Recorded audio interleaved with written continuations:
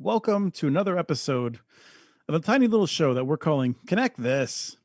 This is a show that is dedicated to real conversations about issues of broadband and things that we think are related with people that like broadband and do a lot of broadband related work.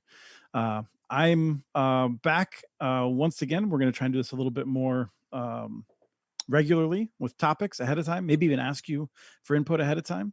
Certainly appreciate the folks who watch it live and gives us some questions. Today, we're going to be talking about overbuilding and competition. And we're going to be talking about that with Deb Socia, who's coming back for her second episode. Deb is the High President and CEO of the Enterprise Center in Chattanooga. Welcome back, Deb. Thanks, Chris.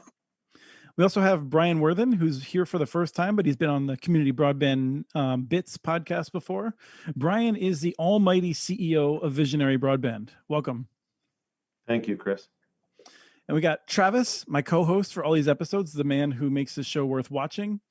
Travis is the dear leader of USI Fiber in Minneapolis. Hello, Chris. Great to see you again, Hello, Travis. sir. How are you? And then I'm Chris Mitchell. I'm the court broadband jester at the Institute for Local Self-Reliance. So just trying to do something a little bit fun to kick off every episode. We're going to be talking about competition today, although not in the way that we've talked about it before in terms of open access. That's why we say it up here in Minnesota.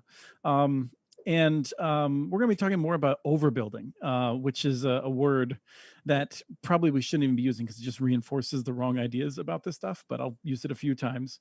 It's really about whether government should be encouraging or discouraging competition. So we're going to be talking about that.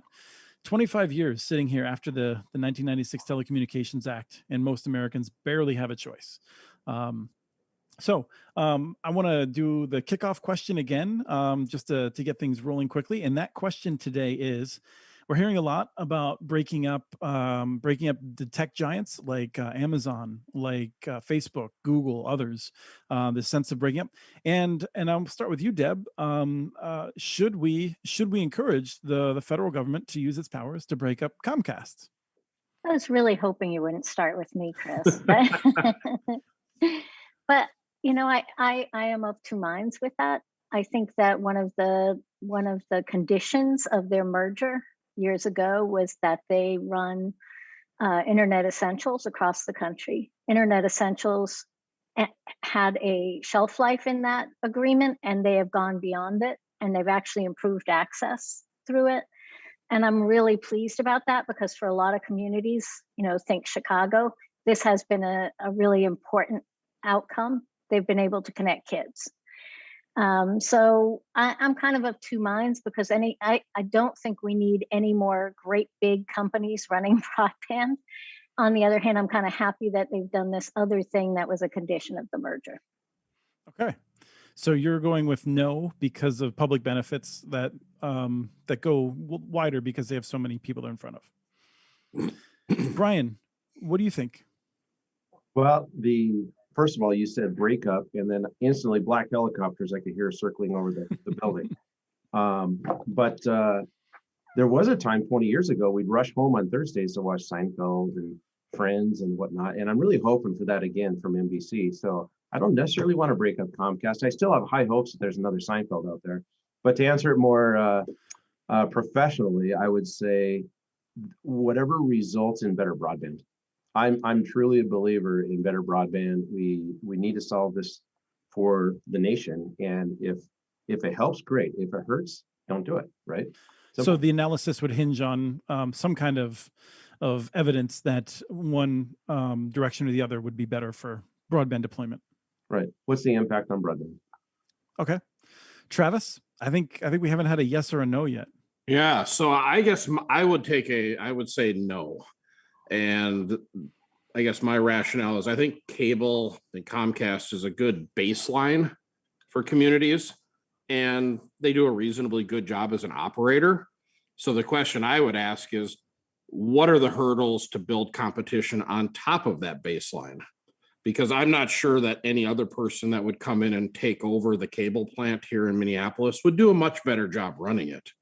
The real question is, why do we have very little competition predominantly, almost anywhere? That to me is a more broad question. So Comcast, keep doing what you're doing. All right. So now it's on me. Go ahead, Deb. I would just say, but please get better customer service. That would be my one caveat.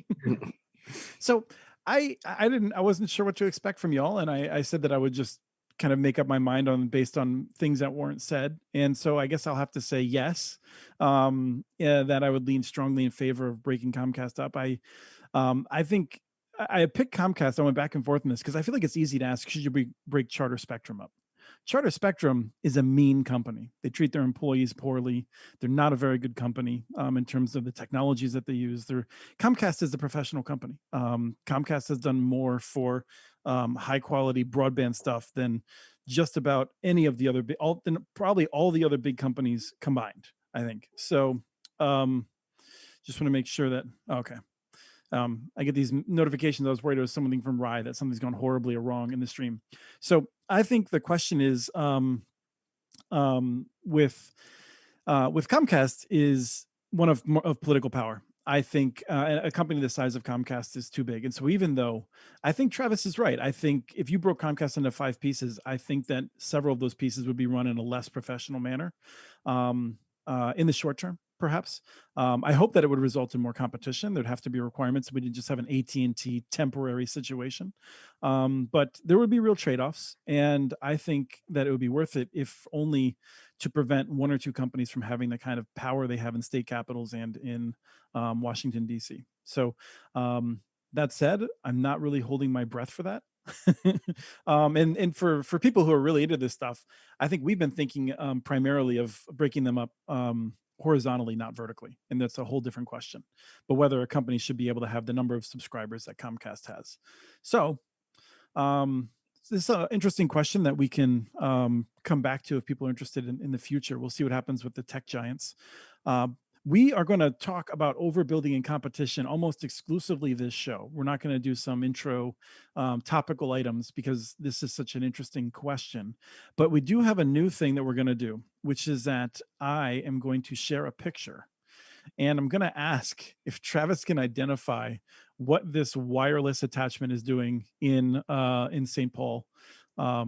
So I think you can see that, Travis. Well, let's see. It's a Yagi. That you're showing me the antenna, though. So what am I pointing at here? What is the Yagi? It's a directional antenna. I'm going to say somewhere in the 1 gigahertz range based on the length. But you see the black cable goes to a something. I was kind of assuming that was like a box underground or something like that. No, this is just the antenna for a radio, but the radio is elsewhere. Right. So that's what I was wondering. It was like, what kinds of things would use this antenna? Or can you not tell without seeing the radio? No, 900 megahertz was a dominant one in the WISP industry that used antennas like this.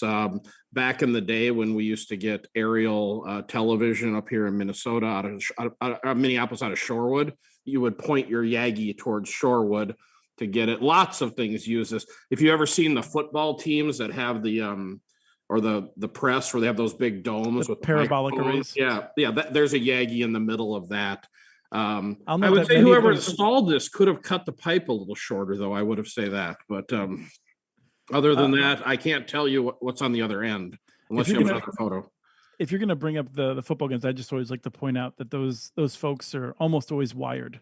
They don't trust wireless, whether the cameras or the parabolic arrays. So Brian, you look like you were enjoying that. Anything you want to add? Yeah, it's obviously something in the 900 megahertz range. It's used to control a traffic light or some low bandwidth type application, maybe a DOT installation or monitoring some sort of cross box or something that is at that site. Okay. So hold on. Hey, Chris, is this near your house? Yes. Okay, hang on, Brian. It's 5G. It's 5G. It's cooking your brain right now. Isn't this new 9G that's so amazing? So you're gonna have multi-teraflop connectivity to your home in less than a week. Yeah, that's right. Congratulations. If so, it shows remarkable foresight because, and I'll try to use more accurate language, because that antenna has been there for, I think, more than 10 years. And so perhaps the radio is different, but that antenna's been in the same spot for a long time. I'd guarantee you, to Brian's point, it's probably part of traffic control. And I would also tell you it's probably not even used anymore. If it's no been one up ever for bothered 10 to years, take it's not it hooked up down. to anything. Yeah. It's not hooked up to anything. Yeah. All right. So we are going to talk about overbuilding and competition. And Deb, I wanted you to come in because you've given this a lot of thought while you were at Next Century Cities. Travis and Brian, you're both entities that, well, does Visionary have an incumbent territory? I think of you, you're so big now that you're almost entirely a competitor.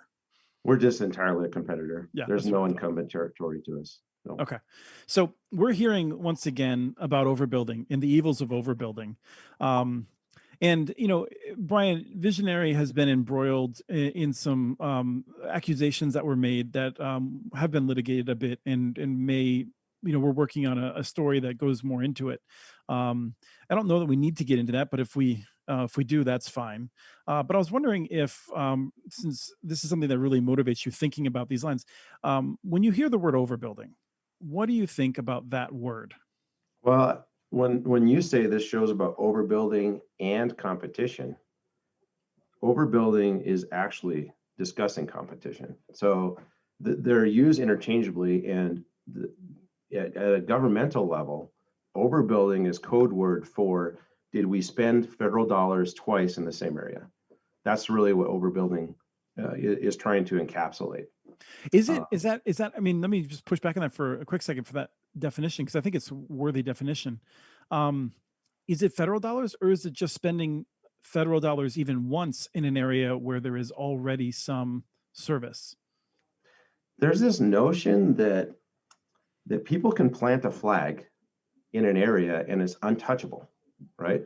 And as a competitive provider, we fight against that every day, because you've got an incumbent LEC, you've got an incumbent cable company, and in some locations, I can think of 3 or 4 towns right off the top of my head within an hour of my home. There's only one provider. There's not even a cable provider. So the notion that overbuilding is establishing another program or funding source to supplant a monopoly, that's actually a positive thing. It boggles my mind to think about this. You've got the you're talking about should large companies be broken up. You got the FTC on one hand, and you got the FCC handing out broadband funds on the other, and they're doing this whole West Side Story thing where each is on the other side of the street, and we're doing this yin and yang thing, right? Should we get bigger? Well, there's more efficiencies, and larger companies can take advantage of funds much better than smaller companies.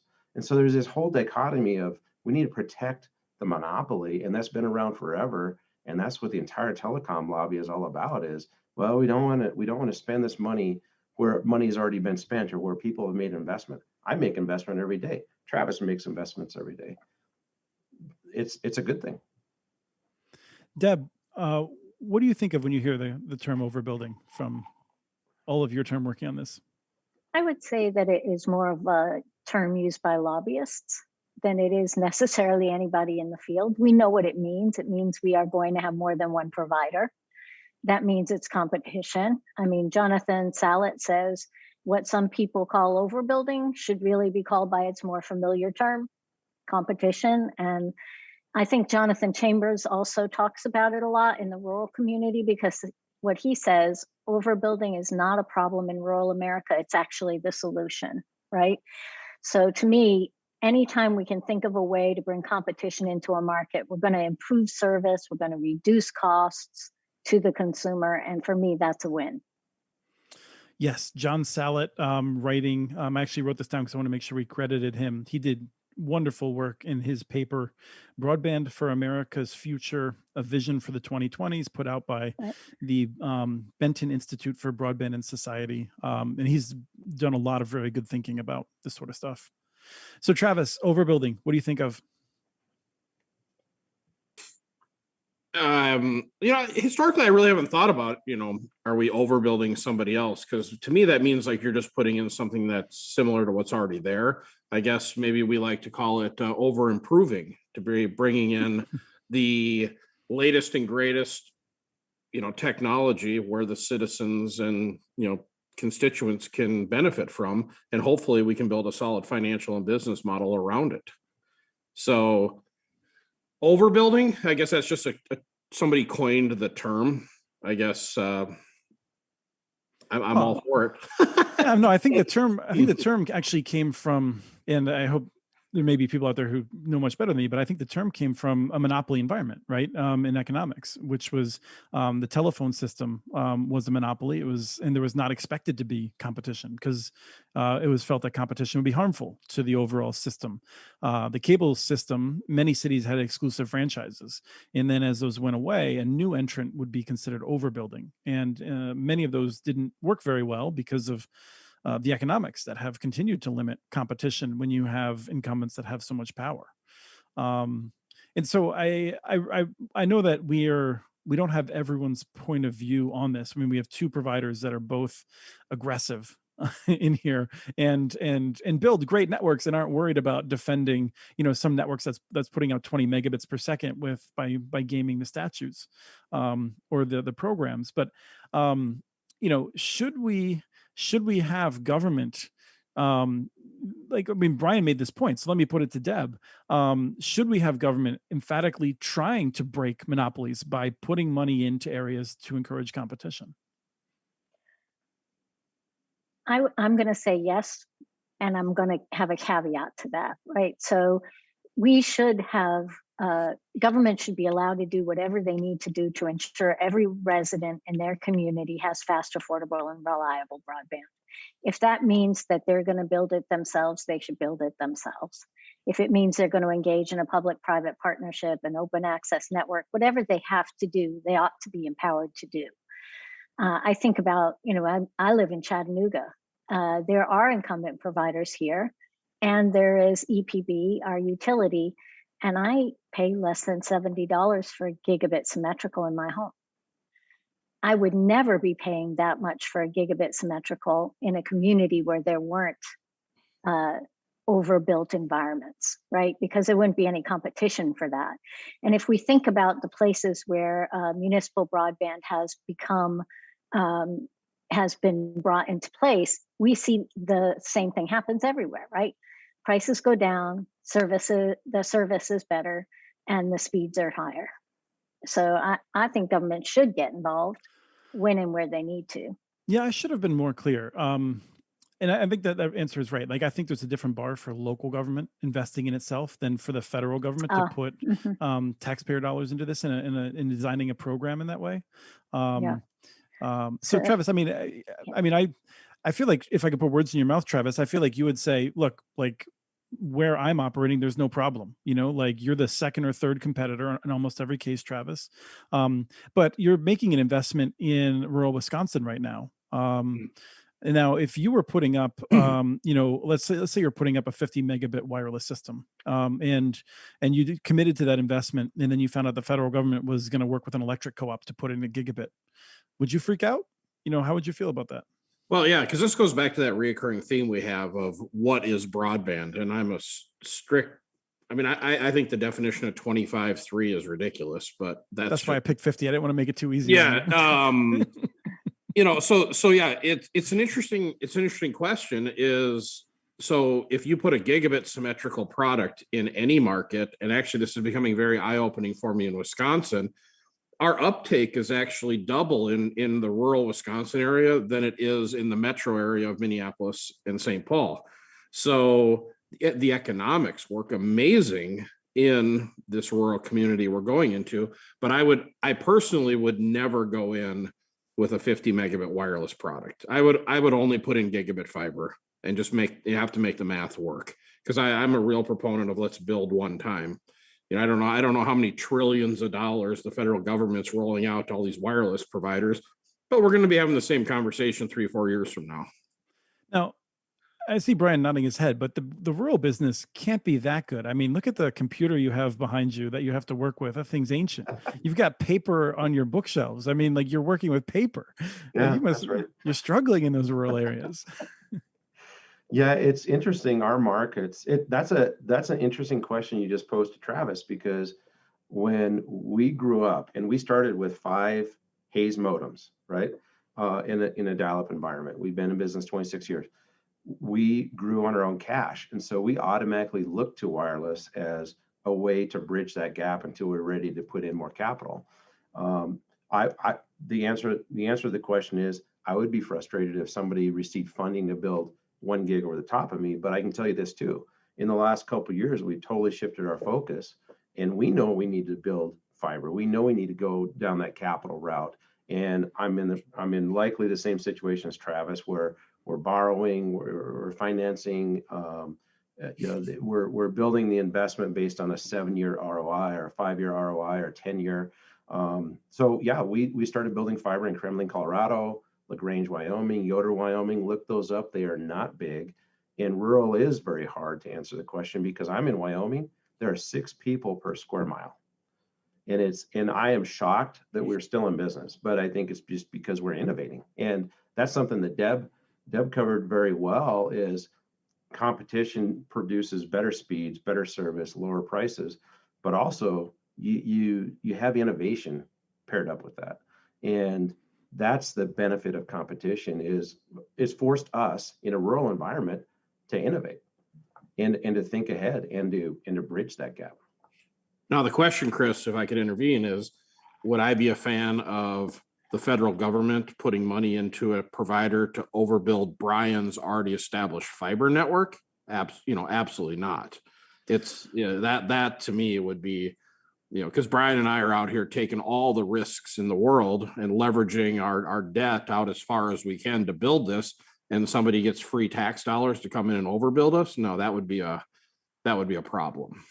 Now, I think it's worth noting, we don't know of any programs that are dealing with that scenario. But if you are a provider that's rolling out, like for instance, like 50 megabit wireless, depending on what happens with the infrastructure bill, there may be auctions in which providers would get money to build a higher quality product over 50 megabit.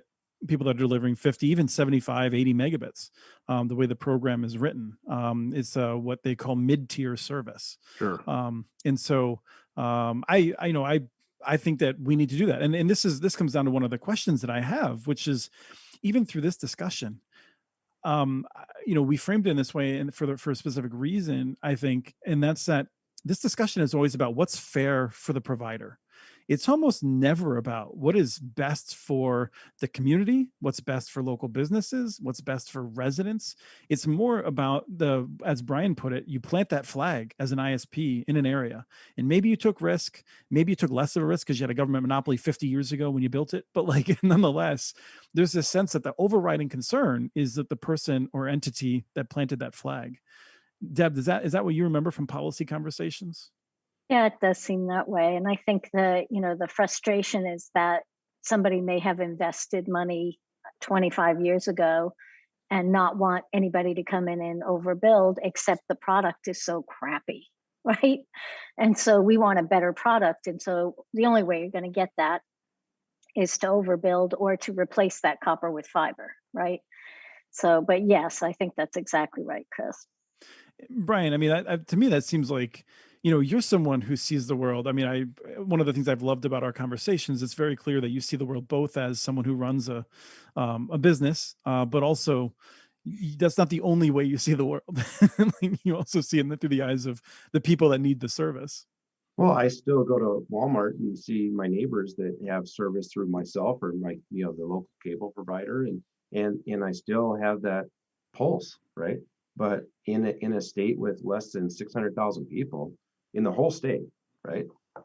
It's a big town, is what it is. Which is, I think one of our senators coined the phrase, "It's a big town with long roads," right? And everybody knows everybody, and you have to be in tune. And the interesting part about this plant the flag discussion and what Deb just said is, ultimately, is the provider who started there and is the incumbent. And I think this helps to answer your question earlier, Chris. Have they been a good steward for that community? And are they helping that community progress? Or are they just keeping that community stagnant from a broadband standpoint? Because I can tell you this right now, in rural America, we are seeing home prices go up because people realize they can get medical care at these rural hospitals much better than in the city. This environment we're in right now and have been for the last year is such that people can work from home, and some companies are already saying that.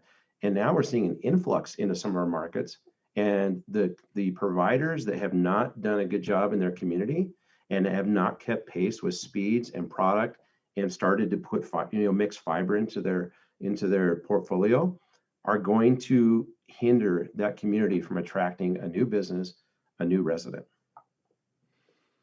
Yeah, we saw that with my colleague Sean wrote a story about Western Mass. And one of the communities was remarkable in terms of the turnaround of real estate once they had fiber, and they went from having really poor DSL, if you were lucky, to having fiber in places that took, I think they said months and years to sell. Places that were just sitting on the market started getting snapped up because of that connectivity. Yeah, So conversely, if you don't have that connectivity, you can't sell. And especially now with AT&T walking away from its DSL, if you sell your house, the next person can't even get DSL. So it is really a problem in those rural communities that don't have connectivity.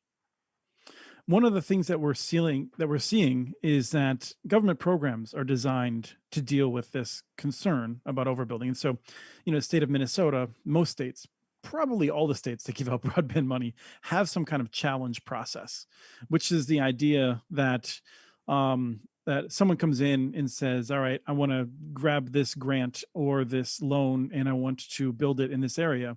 And it looks like there's not a lot of service there. And then the incumbent is able to challenge that and say, oh no, I do provide service there. And Brian, I don't know if you're familiar with the Ridgeway example out of Colorado. It's one of several that we've seen where a major provider has gamed the system, and basically a town that had poor service, the incumbent basically laid claim to it, planted that flag, and rather than getting a gigabit at an affordable price, the CenturyLink says, oh, we're going to do this like really awesome DSL. That's going to be the super deluxe, 2020 version of DSL. And so you have much fewer commitments, and yet they get that territory. And this is something that just infuriates me, because I also think that then for someone like you, Brian, you're doing these grants to, you're investing time to come up with a plan to go to a community that needs your service. And then someone who's already there and has refused to invest year upon year gets to basically say, nope, all that work you did was for nothing. Yeah, that's interesting to think about too, because when CAF came out and there was that challenge window, we had a big discussion here internally about, do we challenge some of the areas where we actually provide service? Because as you know, 477 data is not published by the FCC for up to a year, right? So it's actually not representative of what people have been investing in for the last year or 13 months or 14 months. And we had a big discussion here internally. We said, if we challenge for CAF2 in some of these areas, we'll be viewed as the bad guy trying to hold the communities back. And what was interesting is there was a wireless provider in the Rockies that wound up challenging the CAF2 area that was approved, and they got fried in the marketplace. What are you doing trying to hold these communities back? So there's that aspect of, do you do what's right for the community and for people and to have choice? Because I can tell you this, the challenge process is all about defense, right? Like when we looked at the RDOF challenge, the CAF challenge, even after the results, we didn't sit there and challenge it or talk about somebody overbuilding us. And I can tell you that people receiving money in areas where we've invested my money and my brother's money personally, right? And that's the frustrating part. However, we're not frustrated about it. We didn't spend time looking at this defense plan. We're on offense, right? We're out there trying to do the right thing and stay ahead of it. And so the example you describe in Ridgeway is the example of CenturyLink taking a copper plant and trying to milk another few years out of it. And I don't blame him. If you had a Toyota Tacoma with 200,000 miles on it, you said, if I put this $3,000 in it and get another 100,000 miles out of it, I will. So from a business standpoint, I get it. Is it going to hold the community back? Yes. It comes back to what Travis said earlier, is 25 megs, not good enough. We should be saying that. Everybody in broadband should be saying that every day. We're writing legislation right now, still around 25/3. Although I think it's almost gone. I mean, I do think we're going to see a new standard, and I'm very curious. I was just telling my team today that 1 year from today, hey Travis, I'll bet you a plate of wings, which would, if I win or if I lose, would be the first time I've ever bought you anything.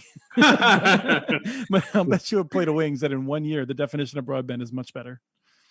Oh, hold on. You left that kind of open. What do you mean much? Oh, better? I think it'll be minimum. Okay, let's just. I think Comcast is betting it's going to be 55. I mean, they upped their internet essentials. 55. That's I not think much better. 50 by 5. It's not much better. It's in Canada actually adopted 50-10 just I believe 2 or 3 years ago as their target. I would I don't respect think 110. Yeah. I'll add to the wing bet, but I would Yeah. only respect 100 meg by 10 meg.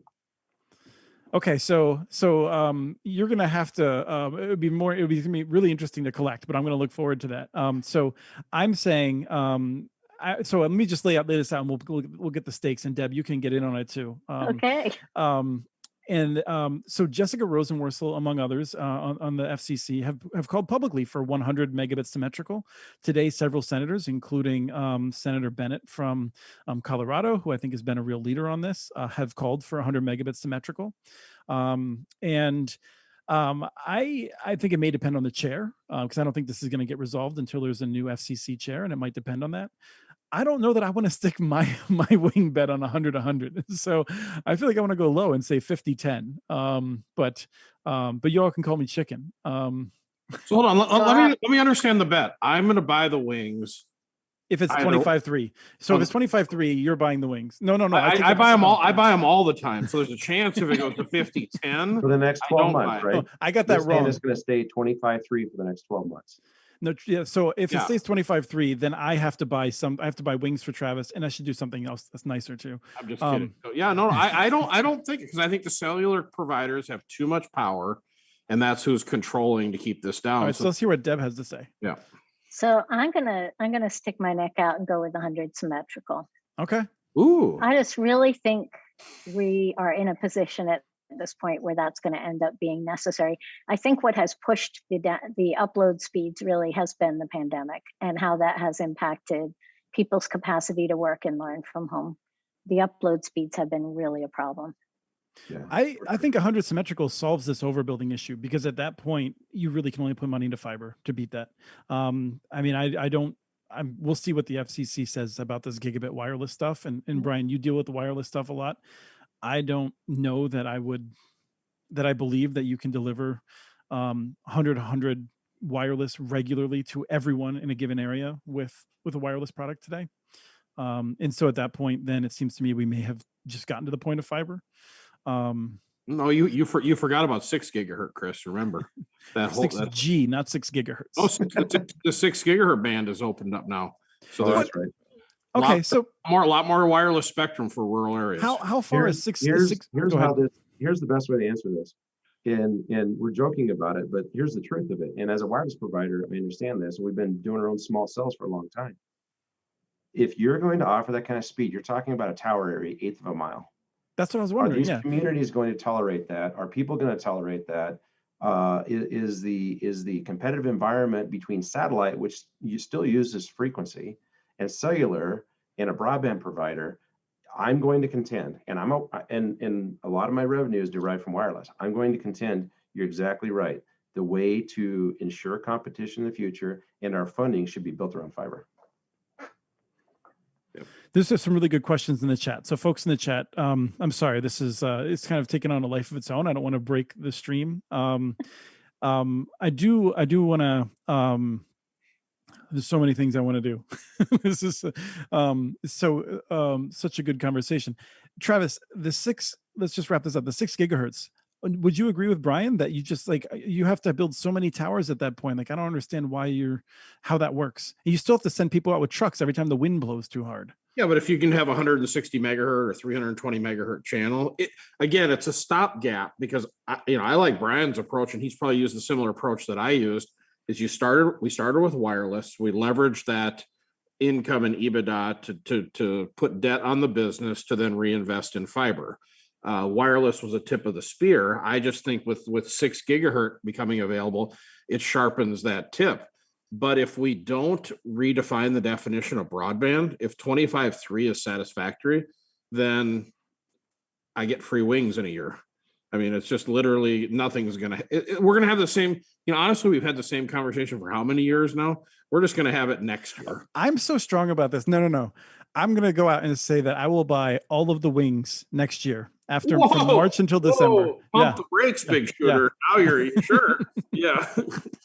No, I think there'll be so much lobbying from the cellular companies, and we're going to have a whole year of distraction from Starlink now as being the new 6G. So that's a question that just came up, and I do want to come back to overbuilding. There's a lot to talk about, and I think this is even related. Tell us what you think about Starlink, Brian, and Deb. I want to know if your thinking on it has changed as much as mine over the past several months. Brian, does Starlink keep you up at night? It makes me think about being better, which is good, right? I have to keep sharp, and somebody has to keep me sharp. The potential there is, and they're a recipient of RDOF funds. The potential there is exactly what Travis described as a stopgap. Wireless is a wireless technology. So as a whole is a solution in rural America and in some quasi-rural areas for a period of time until something else can be figured out. We're doing the same thing with Starlink. It's a stopgap until something better comes out. Is there going to be a gigabit? Is there going to be a 2 gigabit, 10 gigabit in the future? It's all limited by frequency and by how many satellites are in the sky. The bottom line is, I think what's happened is we have chosen, and I say we as members of our society here, have chosen to let the FCC hand out money to Starlink that's not going to wind up as invested fiber in the ground in any one of these markets. Yeah, I want to toss it to Deb in a second, but there's a point I always have to make with this, which is that I don't mind Starlink getting money. I think the government can invest in these sorts of technologies that could have a major difference. The problem that I have is that there are counties in the United States, there's areas of the United States. Let me start that over. Starlink is going to serve just about everyone. And some parts of the United States are no longer eligible for funding for a terrestrial solution, while others are, despite the fact that there's no differentiation in the service based on whether Starlink got that territorial money. That's just terrible policy. So, Deb, what's your feelings about Starlink more generally? I wasn't thrilled they got as much money from RDOF as they did. I'm also always skeptical. And so I want to see it working. I want to see it working well. I want to see it working with low latency, high speeds, high uploads. And then I will step back. I wouldn't have minded if the government invested in it in a smaller way to prove the concept, but I just don't feel like we're there yet. So I would have liked to have seen those RDOF dollars gone into fiber. And Travis, what do you think about putting Uncle Sam putting money into Elon Musk, which is how some of my friends put it, which I think is distracting? Well, I mean, it's interesting if you've ever tried to use cellular or internet. I think it's a good alternative. It's actually going to be a great alternative to cellular internet. I always just think about my RV travels. Imagine having a Starlink antenna on the roof. It would be ideal. But if I had the option of having gigabit symmetrical fiber coming into my home, I wouldn't think twice about it. So it's a better 5G, I guess, is what I'll say. It's 5.5G. Yeah, but again, it's just wireless at the end of the day. Everyone thinks it's going to be this great miracle, and instead of it bringing one of Brian's towers over maybe on a grain lag, it just happens to be over your head. I mean, there's really nothing different. There is better line of sight directly over my head, which is nice. Well, yeah, until it goes behind trees, or have you ever used a satellite dish? I know. I'll say, but it's not going to be. Yeah, there's going to be challenges with it. There are going to be challenges with it. I'll just say that I found it remarkable when I spoke with people from the Ho tribe about the experiences they're having with limited sky coverage and the limited number of birds already up there. I thought they were having quite good results. It seemed like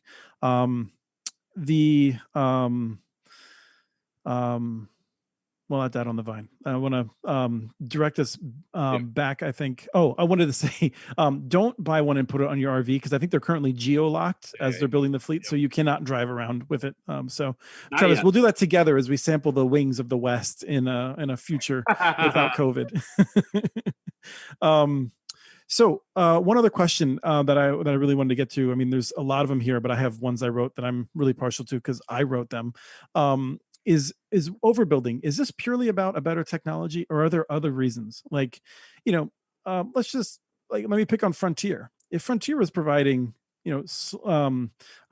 fiber that barely worked, I think their fiber is not nearly as good as other people's fiber, from what I've heard. But nonetheless, like in rural areas, if they already had a decent technology, but they're still crap. Or a real example, Suddenlink in Eastern North Carolina. A bunch of mayors are writing to the Attorney General because Suddenlink claims to have high speed, but it works like 3 days a week, and it's just awful. What other considerations should go into whether or not the government decides to try to bring a competitor into an area? I think customer response is number one. I mean, and you mentioned it. If I as a customer can't get good service, it's not reliable, it's not fast enough, it's not affordable, then I think that government should get engaged. Yeah, it's interesting to think about that question, because you're saying somebody has to be vocal, and in a competitive environment where competitors are keeping each other sharp in a truly capitalistic fashion, there's no need for people to be vocal, because the provider has to step up. So what we're talking about is this protected monopoly environment. Still. So one of my hobby horses right now is price issues with this whole overbuilding concept, because in Washington right now, there's we have public utility districts, some of whom have invested significantly in rural fiber optics. Some providers use those to extend. So a provider might pick up a fiber optic line from the public utility district and extend that, although I think it's more likely they would extend it wirelessly to offer a service. And the public utility districts, not all of them, some of them are seeking retail authority, because currently they have to wholesale their service to a provider that would then have the relationship with customers. And in the Senate, we see a real reluctance to allow public utility districts to do this. And they've created another challenge process in which if a provider, if a public utility district wanted to build gigabit fiber and be a retailer, then the existing providers in that area would get to say, "Oh no, I have a plan to do 100 megabit by 20 megabit, and so I can block that gigabit fiber." There's no language about pricing, and so I could come in and say, "I'm going to offer a $150 wireless connection for at 100 megabits," and I get to block potentially a $70 gigabit fiber coming into an area. To me, this is ridiculous. And I've assembled a panel that agrees with rural markets? Are we talking about rural markets? Yeah. Yep. Because I have connections I buy from Ponderay PUD in Eastern Washington. We own a building in Spokane. We have services from Franklin PUD and others. So you're one of the ones that can challenge them. They're great people. The underlying issue is, and I've thought a lot about this over the last couple of years. In fact, I think 2 years ago, Chris, I told you the utilities are going to win this game. You did. Yeah. And here's why. They can borrow money on a 20-year note from RUS. I can't borrow money on a 20-year note. Travis can't borrow money on a 20-year note. And if he can, I need to talk to Travis, right? Now let's be clear about this. So what you're saying is that investors don't trust most private companies to do that long of a term of financing. Is that what that translates to? Right, because the utility companies started as a co-op, and they needed that ROI to be long to justify building electrical connectivity out to the hinterlands, right? And we're talking about the same utilities now that have the same funding mechanism, and their ROI is different. And now you're saying that as a matter of fact. Do you view that as a threat to the American way of life? No, it's a great opportunity. I mean, in the end, I told you this 2 years ago. There's only one entity that already has a line into these homes, and that's the utility, right? So overlashing or running fiber along those same lines, it makes a lot of sense. However, when you're talking about Washington and others and retail authority, Washington set up the PUDs to be open access, right? In the hopes that competition would come in.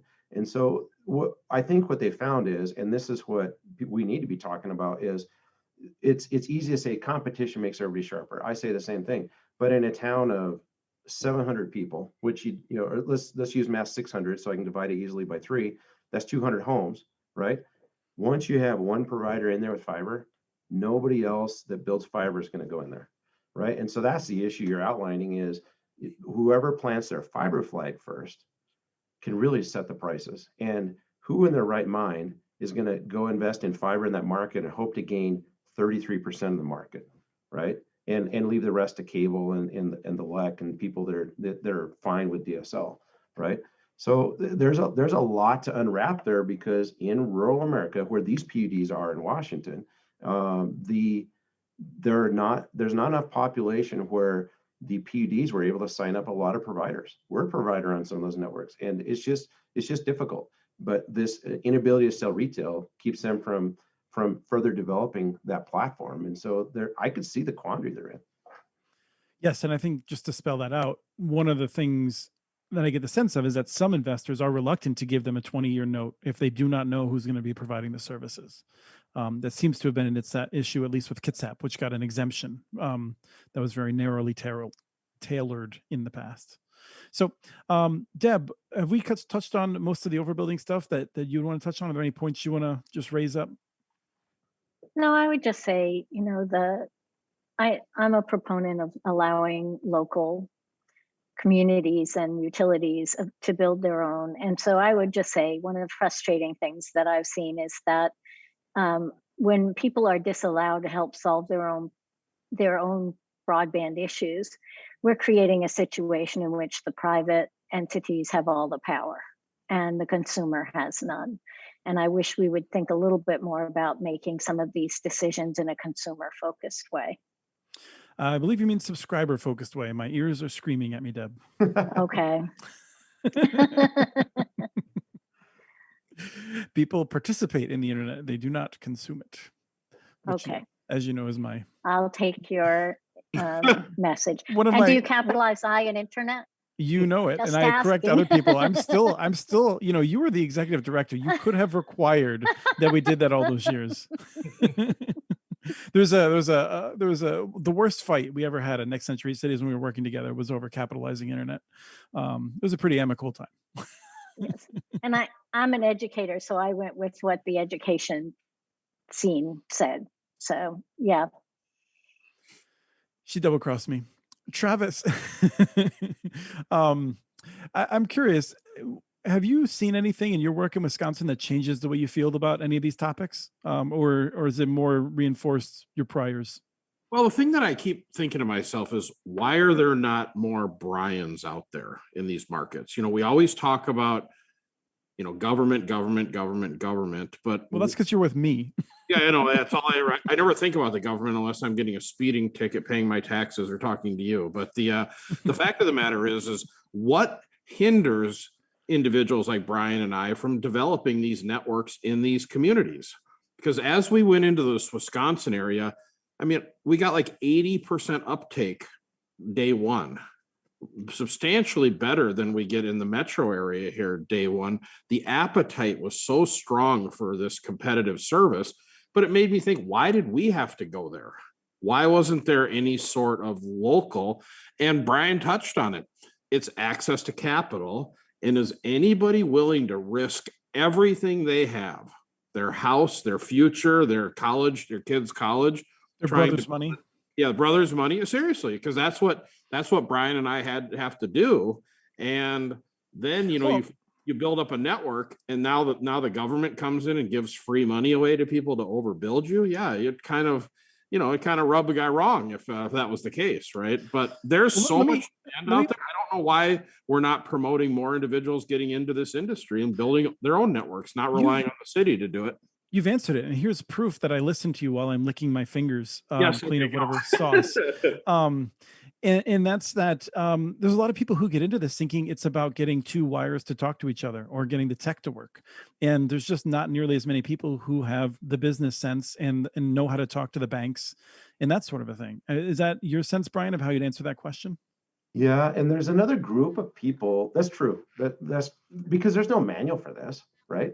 The big companies have been doing this for years, and they just entered the broadband market. We were first to offer DSL in Douglas, Wyoming, and Cody, Wyoming. We beat the phone company to offering DSL. We put equipment in their CO. There's no book for that. There's no college class for that. I didn't go to college for that. And so it comes down to who's willing to. We're the equivalent of the hackers in the 60s that were hacking pay phones and whatnot. And you have to push. I learned how to read bills this year, right? and look at the omnibus legislative bill, bills.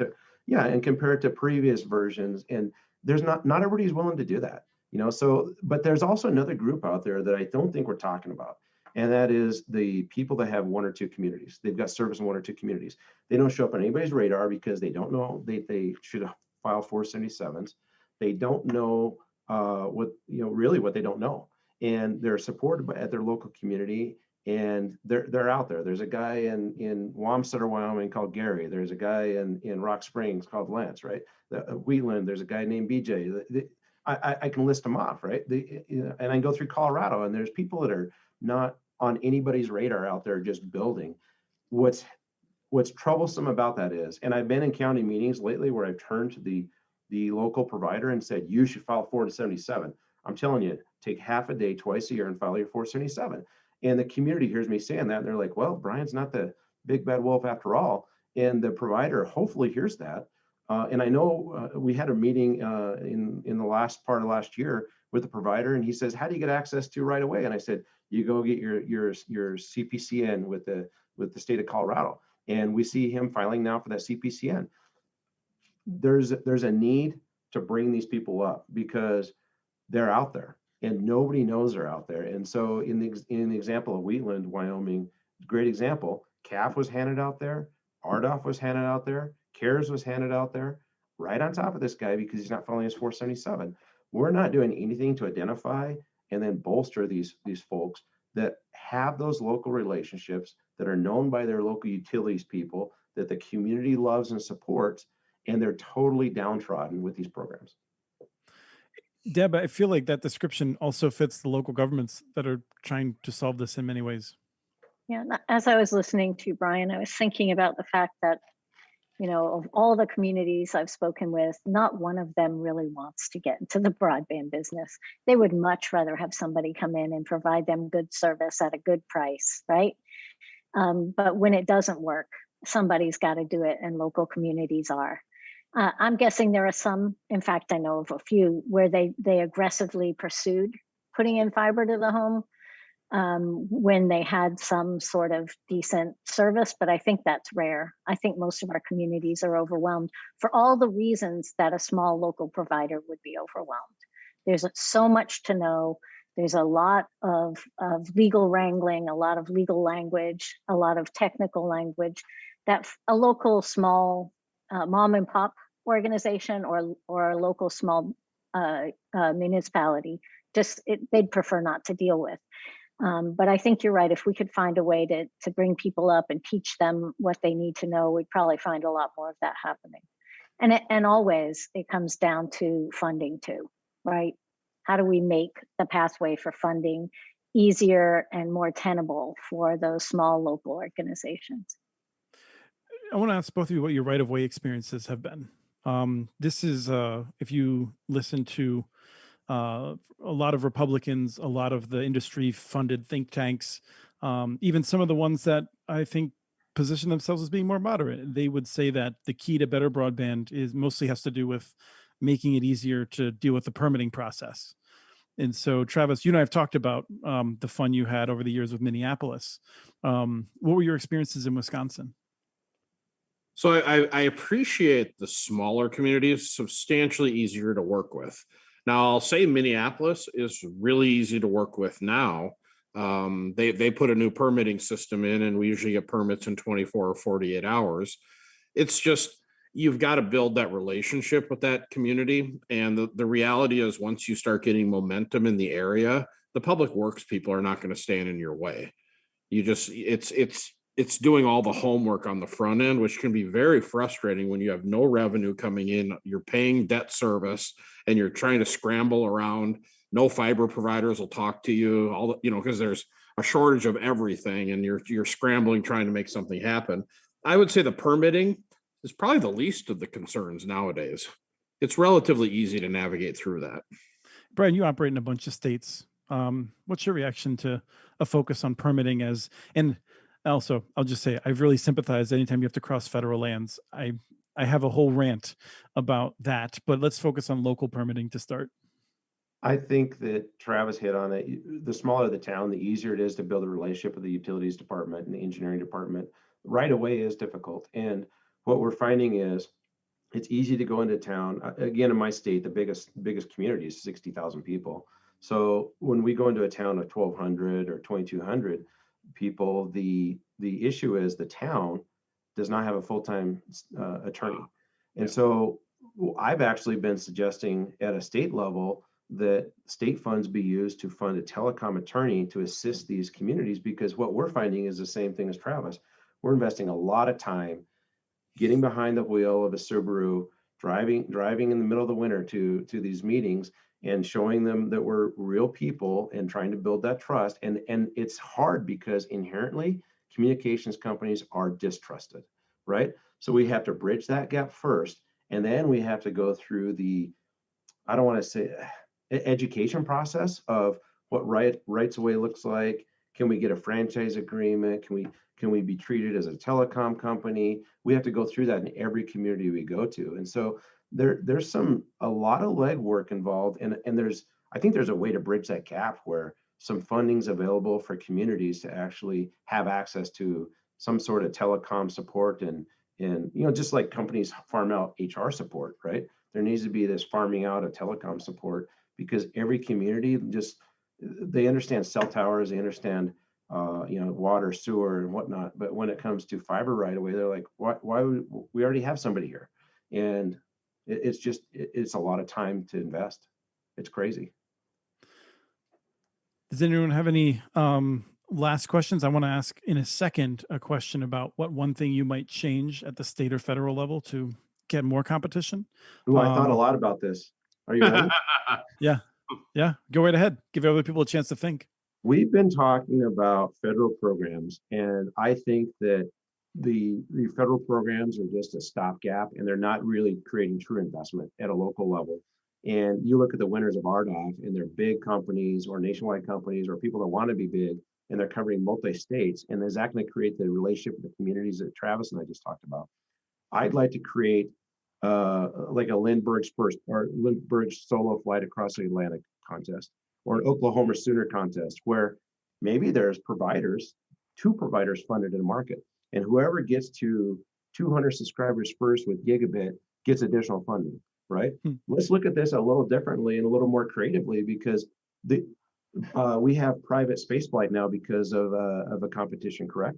So the canned food is now available because Napoleon created that for his troops as a competition. We're not running this like a contest. We're running it like a handout. Let me just push back for a second, because I think my friends at a place like NTCA would say you can't be serious, because if you do that contest and then I beat you to 200 homes, well, and then you get money to finish your build out, then I've just wasted that effort in that area, and like I've put in that system for nothing. NTCA is representative of local elects, and they've already got the relationship with the community. They've got the home court advantage.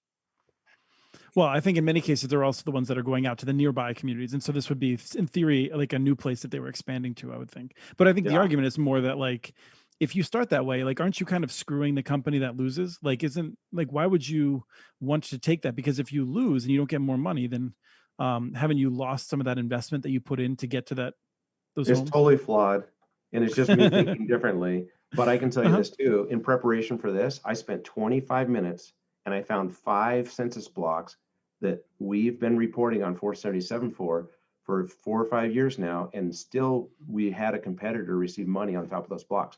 5 different communities, took me 25 minutes to find. So I'm trying to be more objective than defensive, right? No, and you do a great job of it.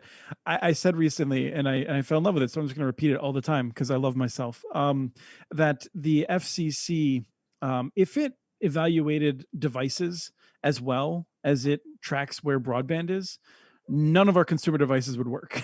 Not a single one. For some reason, the FCC can be really good at some things and just awful at other things. Deb, what would you change?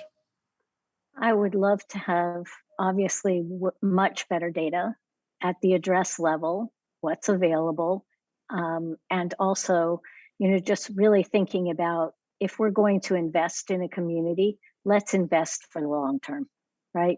I would much prefer to see us building incrementally out into the more rural areas with fiber than continually trying to upgrade old DSL.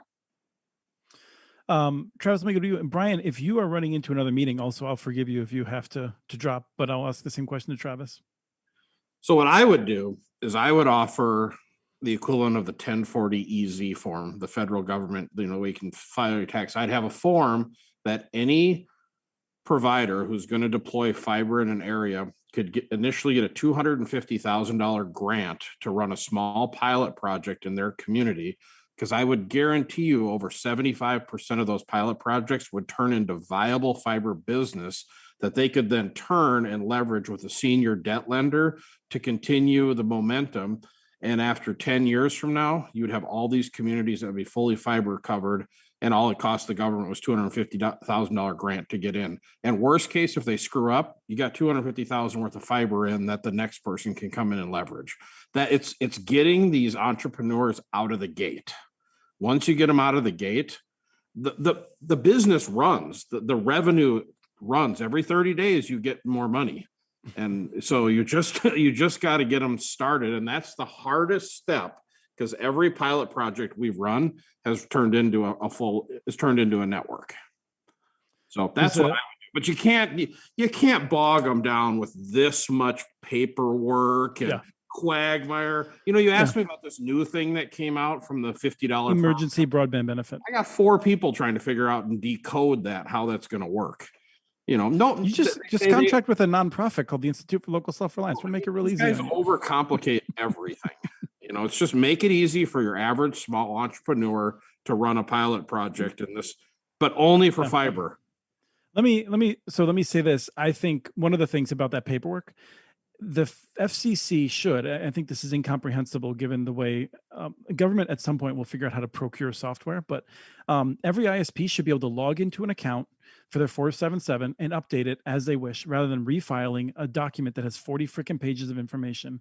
We can make it easy to track this information, in a nice dashboard rather than the ridiculous way it is currently. I want to raise up additionally an idea from the chat, which is making fiber routes in public right-of-way public information as a way to spur competition. That's one that's popular. Mm-hmm. This has been really fun. Brian, I think you probably have made a mistake and that I'm going to be pestering you to come back. Just like I'll be pestering Deb to return. So I really appreciated all your time. I think this has been a good conversation that we'll be